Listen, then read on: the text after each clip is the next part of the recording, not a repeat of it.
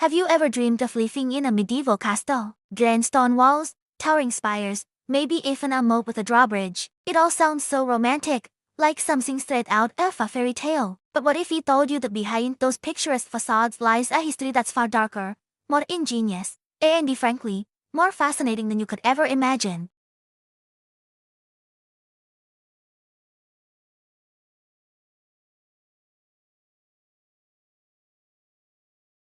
Let's start with the most iconic feature, the walls.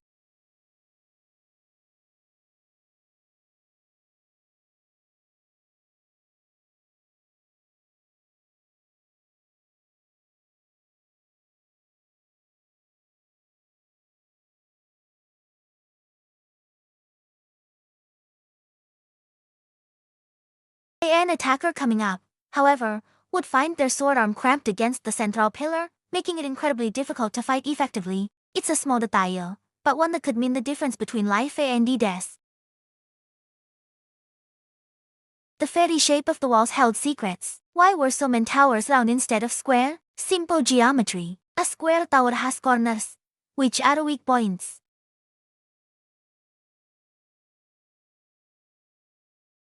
Round towers, on the other hand, had no more corners. They deflected projectiles much more effectively and gave defenders a 360-degree view of the surrounding area. Every single stone was placed with defense in mind. Or, as they were known, the garderobes. These weren't exactly private, spa-like bathrooms.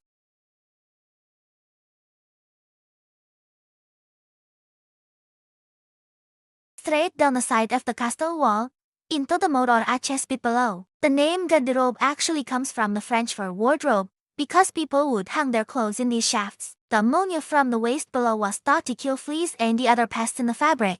Imagine that your closet doubling as an insect-repellent toilet shaft. Not exactly the peak of luxury, is it?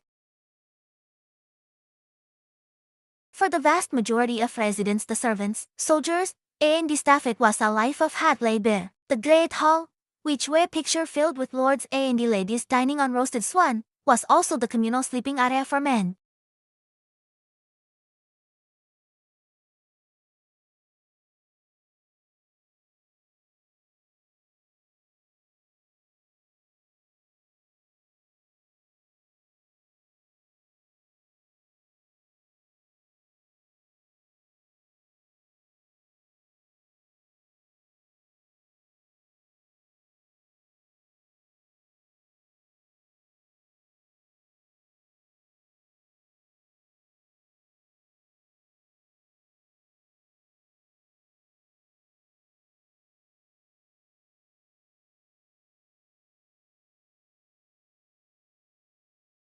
Let's venture into the darker corners of the castle.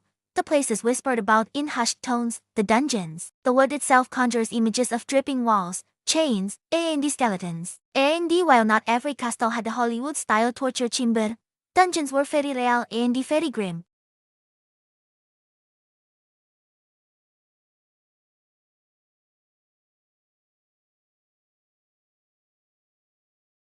Prisoners were dropped in and simply left to be forgotten. It was a terrifying form of psychological torment and a slow, agonizing death sentence. And what about the ghosts? With centuries of drama, battles, and tragedies, it's no more wonder so many castles are considered haunted. The Tower of London is famously haunted by the ghost of Anne Boleyn, one of Henry VI's wives, who was executed, sir. People report seeing her headless figure wandering the corridors. Chillingham Castle in England is said to be home to the Blue Boy, a spirit whose cries of pain were heard for years.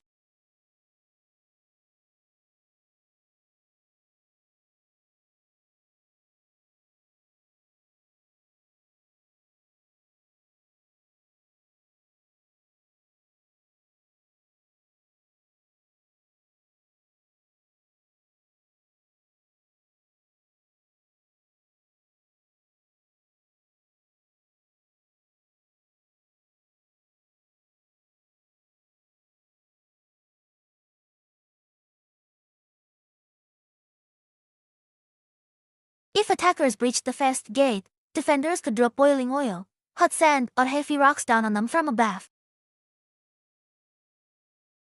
Even the water supply was a strategic element. A well was the lifeblood of a castle.